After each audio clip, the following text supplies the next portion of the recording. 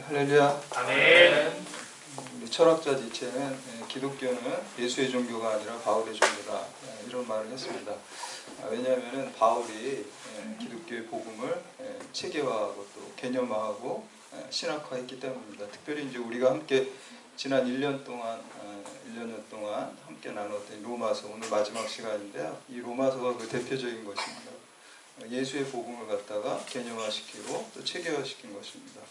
근데 사실 니체는 그걸 굉장히 비판적으로 말한 거예요. 왜냐하면 복음서에 나와 있는 예수님의 이 살아있는 생생한 삶을 갖다가 바울이 이렇게 헬라 철학으로, 그리스 철학으로 개념화시킴으로 말미암아 그 생생한 삶을 다 죽여버렸다라고 해서 비판적으로 그렇게 얘기를 한 것이죠. 그래서 이제 니체 같은 경우는 자기 이전의 철학자들의 그 개념화 작업을 다 뭐 부순다 그래서 뭐 나는 다이나마이트다 이런 얘기도 하고 그 망치를 든 철학자다 이렇게 얘기를 해요. 그래서 다 그 개념화 작업을 부숴버림으로 말미암아 삶을 살리고 삶의 역동성, 그래서 뭐 삶의 철학, 생애 철학 이러한 것들을 얘기를 하게 됩니다. 그래서 이제 니체로부터 뭐 이제 데리다 같은 해체주의자도 나오게 되고 또 포스트 모더니즘이 이제 시작되었다고 이렇게 얘기를 하기도 합니다.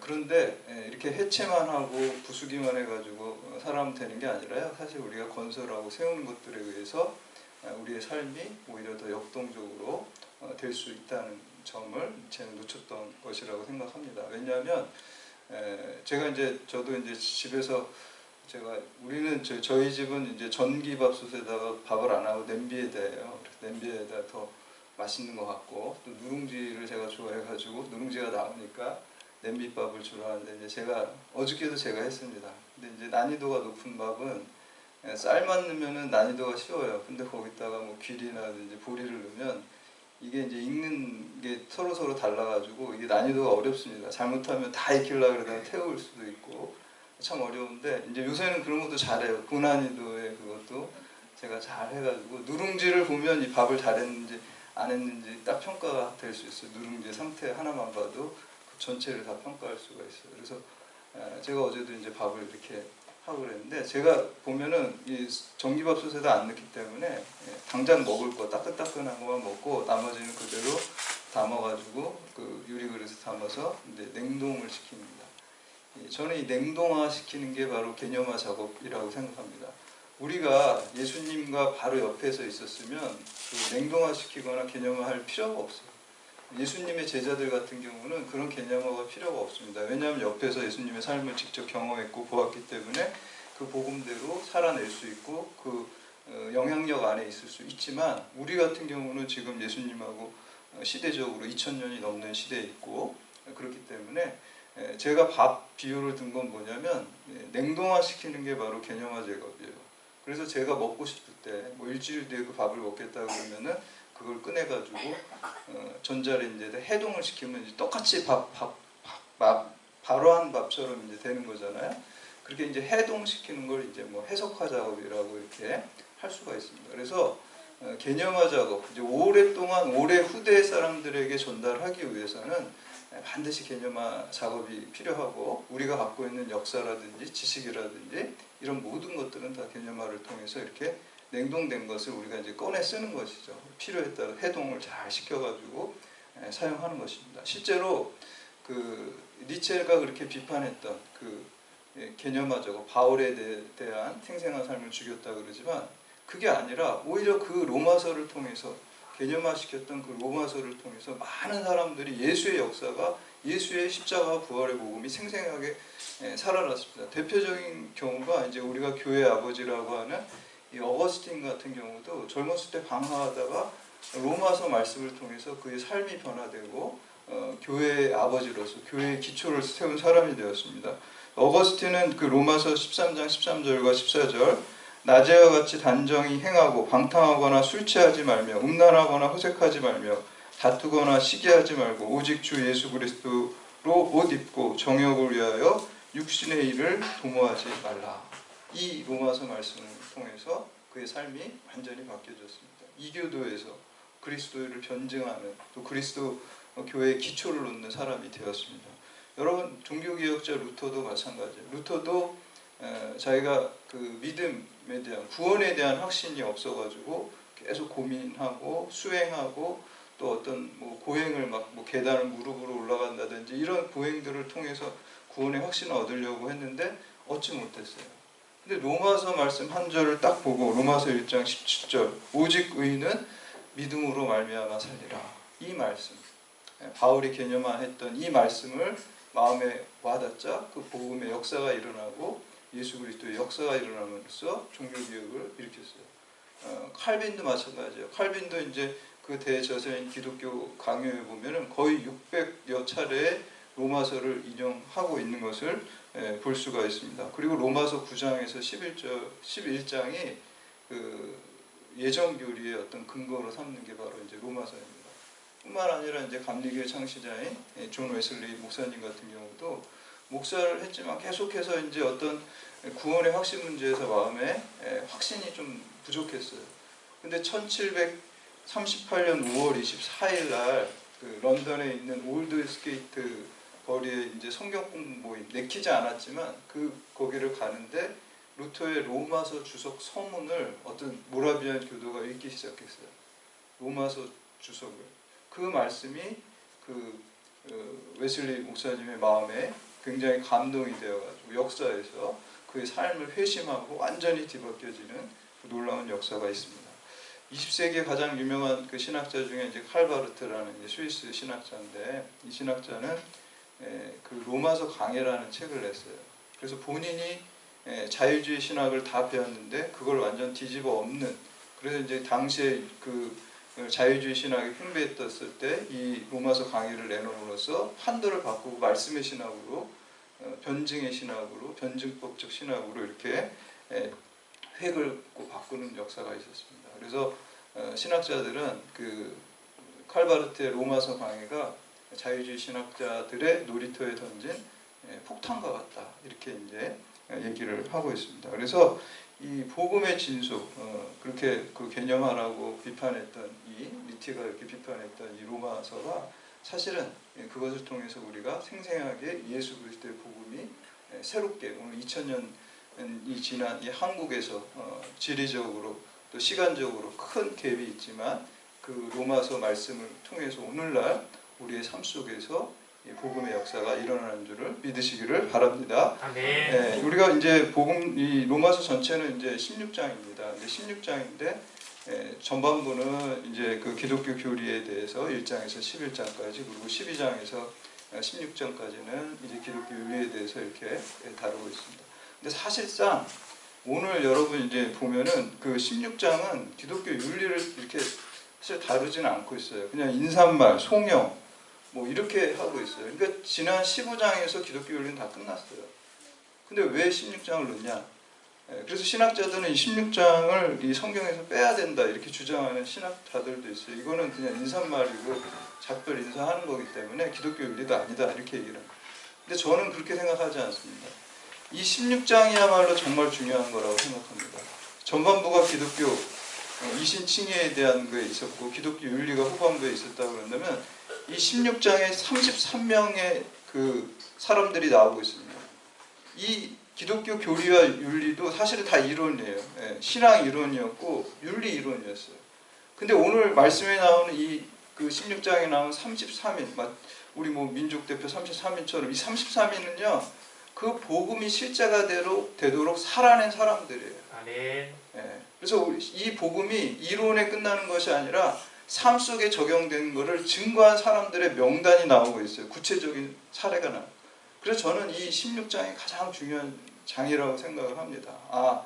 더 이상 이 복음은 이론이 아니라 우리의 삶 속에서 예수 그리스도가 역사할 때 복음이 실제가 되는 것이다 라는 증인들을 보여주었고 나 역시도 이러한 복음이 실제가 되는 주인공이 될 수 있다는 것을 우리에게 권면하는 그러한 부분입니다. 그래서 오늘 말씀을 통해서 우리가 믿음을 새롭게 결단하고 복음이 실제가 되는 삶을 살아가는 여러분들 다 되시기를 주님의 이름으로 축원합니다. 아멘. 첫 번째는 예수 안에서만 복음적인 삶을 살 수가 있습니다. 오늘 본문 말씀에 가장 많이 나오는 것이 예수 안에서, 주 안에서, 그리스도 안에서 다 같은 말입니다.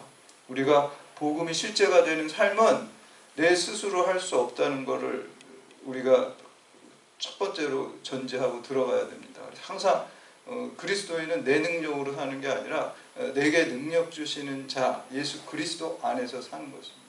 나의 죄악된 자, 나의 연약함이 부정되고 내가 예수 그리스도를 의지할 때 그 능력이 예수 생명이 또 십자가의 능력이 우리 삶에 부어짐으로써 할 수 있는 것입니다. 그렇기 때문에 우리가 다 잘되고 우리가 뭘 하면 그 영광을 다 주님께 돌릴 수가 있는 거예요. 아멘. 내가 해서 뭐 했으면 그 영광을 다 내가 갖는 것이죠. 그래서 우리가 기도하는 삶이 반드시 필요한 게 뭐냐면 기도를 해서 잘 될 수도 있고 기도를 안 해서도 잘 될 수도 있어요. 그러나 기도를 안 하고 잘 되면 내가 한 줄 알아요. 그 영광을 나한테 돌려요. 그건 하나님 원하시는 삶이야. 그러나 기도하고 잘 되면 아 이거 하나님이 해주셨구나 라고 하나님께 영광을 돌리게 되는 거죠. 그래서 기도를 할 때 하나님께서 우리가 늘 동행하시고 늘 더 좋은 길로 인도하시는 것을 믿으시기를 바랍니다. 그래서 주님 안에서 내게 능력 주시는 예수 그리스도 안에서 복음적인 삶을 살 수 있다는 것입니다. 우리 1절하고 2절 말씀 함께 봉독합니다. 1절 2절 시작. 내가 갱그레아 교회의 일꾼으로 있는 우리 자매 베베를 너희에게 추천하노니 너희는 주 안에서 성도들의 합당한 예절로 그를 영접하고 무엇이든지 그에게 소용되는 바를 도와줄지니 이는 그가 여러 사람과 나의 보호자가 되었습니다. 아멘. 이 33명 중에 첫 번째가 여자 이름이에요. 우리 자매 베베, 여성 이름이에요. 여성 집사예요. 이 사람 갱그리아는 이 바울이 로마서를 쓰고 고린도에서 쓰고 있는 고린도에서 11km 떨어진 것인데요. 베베는 이 갱그리아 교회에서 봉사하고 섬기는 집사였습니다. 그래서 갱그리아에서 고린도에 와서 로마 교우들에게 바울의 쓴 편지를 전달해 준 사람이에요. 여성 집사님이 이렇게 전달한 사람입니다. 그리고 3절하고 4절 말씀 함께 봉독합니다. 시작. 너희는 그리스도 예수 안에서 나의 동역자들인 브리스기아와 아굴라에게 물어나라. 그들이 내 목숨을 위하여 자기들의 목까지도 내놓았다니 나뿐 아니라 이방인의 모든 교회도 그들에게 감사하니라. 브리스가와 아굴라 이 부부죠. 근데 이제 브리스가가 아내이고 아굴라가 남편이니까 또 여기서도 여성 이름이 더 먼저 나왔어요. 당시에는 이런 거는 생각할 수도 없는 거예요. 왜냐하면 요즘에는 뭐 여성 이렇게 하지만 여성 인권이 높지만 이 당시에는 가부장적 사회잖아요. 그러니까 여성을 이렇게 잘 사람 취급도 안 하고 당연히 남자의 권위 아래에 있는 것을 이렇게 보는 이런 시대였는데 지금 사도 바울의 이 편지에 보면 계속 여성이 앞에 나오고 있어요. 아마 이 브리스기가 더 교회에 헌신적으로 남편보다 열심히 했던 것으로 우리가 추정할 수 있어요. 그렇기 때문에 그 여성 이름을 앞에다 놓는 것을 볼 수가 있습니다. 이 부부들이 얼마나 열심히 바울을 변호했냐면 갈라디아서 4장 15절에 보면 저희는 눈이라도 빼어줄 정도로 나를 사랑했다라고 말씀하고 있습니다. 그래서 이 부부가 자신들의 집을 또 5절에 보면 교회로 사용하도록 개방하는 또 헌신도 했습니다. 22절 말씀 우리 성경 말씀 22절 말씀 함께 봉독합니다. 시작. 이 편지를 기록하는 나 더디오도 주 안에서 너에게 문안하노라. 아멘. 여기 보면 그 로마서를 누가 기록했다고 합니까? 더디오가 기록했다고 나오고 있죠. 우리 바울이 기록했다고 알고 있는데 왜 갑자기 더디오가 자기가 기록했다고 할까요? 바울은 불러줬어요. 근데 쓴 거는 이 더디오가 쓴 거예요. 왜냐하면 눈이 좀 안 좋고 그래가지고 바울은 이렇게 말로 이렇게 불러줬고 이 더디오가 이렇게 기록을 한 것입니다. 근데 이 더디오라는 말에 이게 셋째라는 뜻이에요. 노예예요, 노예. 그러니까 노예들은 이름이 없어요. 첫 번째, 두 번째, 세 번째 이렇게 나가는 거예요. 넘버로 이렇게 하는 거예요. 셋째라는 뜻이에요, 더디오가. 이름도 그러니까 이 사람 노예라는 거예요. 그리고 23절에 보면 구아도라는 사람이 나오는데 이 사람 넷째라는 이 사람도 노예예요. 이 가부장적 사회에서 지금 두 가지 특징이 있어요. 여성 이름이 아까 베베도 그렇고 브리스가도 그렇고 여성 이름이 나오고 있죠, 앞에. 그리고 지금 노예 이름들이 쭉 나오고 있어요. 이거는 상식적으로 이 당시의 상식으로 생각할 수 없는 일들이에요. 우리가 뭐 여권운동이라든지 인권운동 얘기하지만 기독교 정신이 여권운동, 인권운동의 효시가 되고 기독교 자체가 우리 모든 인간이 하나님의 형상대로 지음을 받았다고 믿고 하나님이 모든 한 영혼이 천하보다 귀하다는 거예요. 그 믿음으로 우리가 인권운동을 하고 여권운동을 해야지 어떤 이해관계를 위해서 그런 일들을 하면 안 된다는 거예요. 그래서 오히려 인권과 여권의 신장을 기독교 정신에 입각해서 믿음으로 순수하게 해야지 된다라는 것입니다. 13절 말씀 함께 봉독합니다. 13절 시작. 주 안에서 택하심을 입은 루포와 그의 어머니에게 응원하라. 그의 어머니는 곧 내 어머니라. 아멘. 우리가 이제 루포가 누군지는 모르지만 이 루포의 아버지는 유명한 사람입니다. 이 마가복음 15장 21절에 보면 루포의 아버지 이름이 나오는데 루포의 아버지인 구레네 사람 시몬. 구레네 시몬, 예수님 십자가를 지고 골고다로 가실 때 그 십자가를 잠깐 대신 지었던 구레네 시몬이 루포의 아버지예요. 그러니까 루포의 아버지인 구레네 시몬은 예수님과의 그런 만남을 통해서 예수님을 구주로 영접했을 뿐만 아니라 자기 아내와 자기 아들과 자기 모든 가정을 예수 믿는 가정으로 만드는 것을 볼 수가 있습니다. 그래서 그 구레네 시몬의 아들 역시 바울이 나의 어머니라고 칭할 정도로 초대교회 예수님의 일꾼으로 쓰임받은 것을 볼 수가 있습니다. 이 모든 역사가 그들의 마음속에 예수 그리스도가 나는 죽고 예수 생명으로 역사했기 때문에 이 모든 일들이 가능했던 것입니다. 두 번째는 이 복음이 모든 것입니다. 25절 말씀 함께 봉독합니다. 25절 시작. 나의 복음과 예수 그리스도를 전파함은 영세전부터 감추어졌다. 아멘. 그래서 나의 복음과 예수 그리스도를 전파함이라는 말은 헬라어 언어에 보면은 나의 복음, 즉 그리스도를 전파함이라고 나옵니다. 바울의 복음 뭡니까? 바울의 복음 예수 그리스도 그 자체예요. 예수 그리스도의 십자가 부활의 복음, 예수 그리스도 자체가 예수님 자체가 바울에게 복음이었던 거예요. 다른 어떤 것이 필요가 없습니다. 예수님께서 나를 죄를 대속하시고 죽으시고 내가 예수 그리스도로 십자가로 말미암아 생명을 얻고 부활의 소망을 갖게 된 예수 그리스도 자체가 그것이 복음이라고 말씀하고 있습니다.